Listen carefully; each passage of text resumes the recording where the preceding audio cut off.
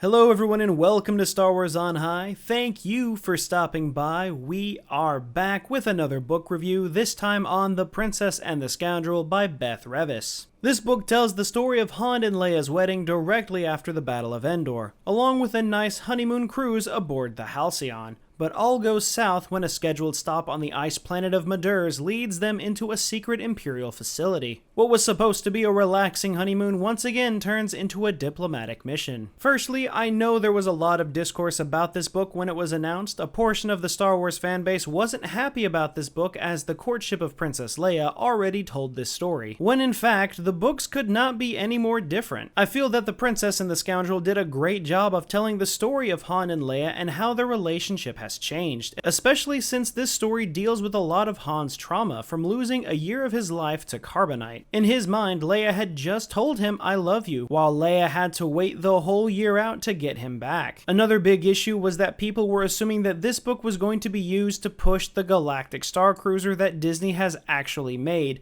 But of course, that was blown out of proportion as the Halcyon has very little to do with the story. As a matter of fact, the bulk of this story is the internal struggle of the characters. Han would really just like to have some alone time with Leia after losing a year to carbonite, but Leia keeps getting pulled off to meet with diplomats and be seen in front of the holocams. Leia, however, isn't enjoying it any more than Han is. Leia is dealing with the internal struggle of knowing that her true father was Darth Vader, a man that destroyed her planet and tortured her without remorse. And she now has to carry that weight with her forever. The internal struggle is what I enjoyed the most out of this book, and I found the aspect and the plot of this side of the story so interesting, especially early in the book. In Chapter 6, for example, Leia finds Vader's funeral pyre after the fire has gone out, and it's so intense as she slowly picks up the remains of his melted helmet. The scene is so stressful because I wasn't sure what was going to happen. Leia is running through so many emotions of remorse, anger, sadness,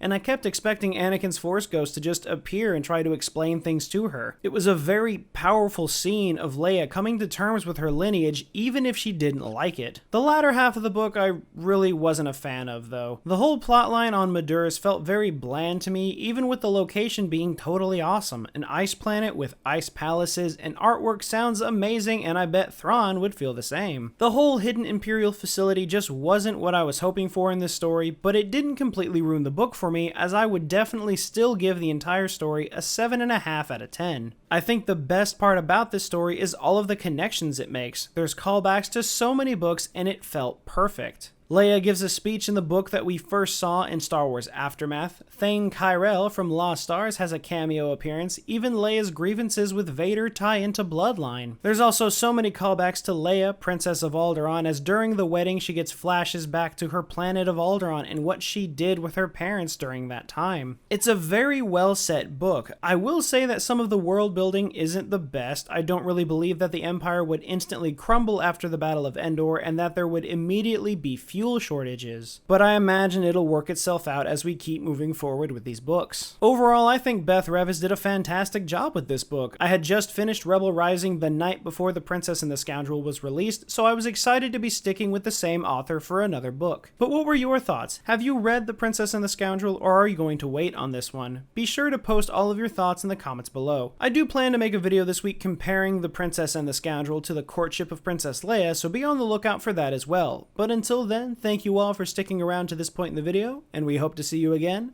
very soon.